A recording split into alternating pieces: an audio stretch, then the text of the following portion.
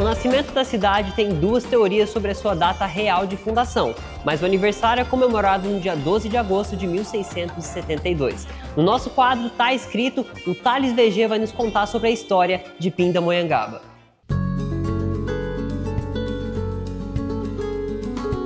Falando um pouco sobre o significado de Pindamonhangaba, né? Esse vocábulo, que é uma junção de palavras significando o local onde se faz anzol.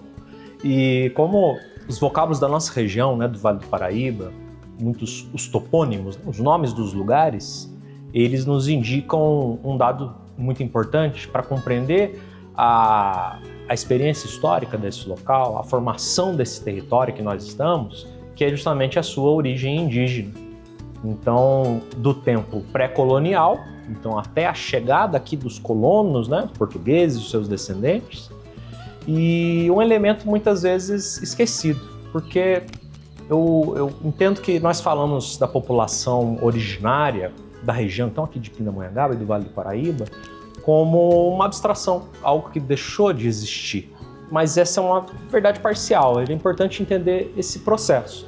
A gente tem populações indígenas muito expressivas aqui na região, às vezes de forma seminômade, às vezes com aldeias formadas, principalmente da cultura Puri e da cultura dos Coroados. Então, a gente conhece um pouco sobre esse êxodo da população Puri. Então, isso é fundamental para entender o processo histórico de desenvolvimento aqui de Pinda.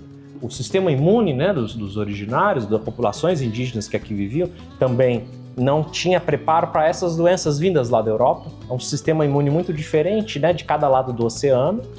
E a escravidão. Isso vai fazer com que essa população dos indígenas puris, por exemplo, ela vá se recolher em locais um pouco mais afastados. Então vai subir a serra. Hoje a gente tem vários grupos, núcleos populacionais de indígenas puris ali na região do sul de Minas, região ali mais ou menos de Barbacena, nesse horizonte ali da serra, onde provavelmente essas populações são descendentes de vários conjuntos populacionais que habitaram um dia o Vale do Paraíba.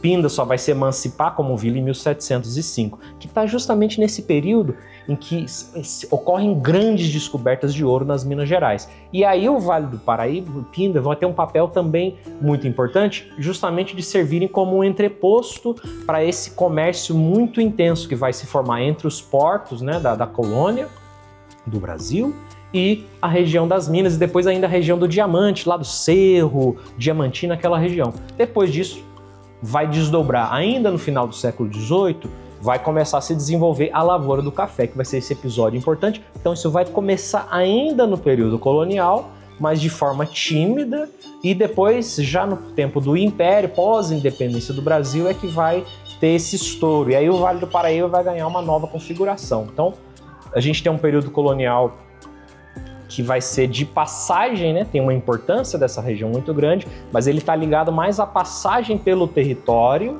do que o desenvolvimento de uma certa atividade econômica que vai ocorrer aqui. Com o café isso muda e vai tomar um outro rumo. Então, no século XIX vai ter esse crescimento, Pinda vai ser um dos mais, ou talvez ainda, em determinada época, o maior produtor de café da região, vão se fazer muitas fortunas.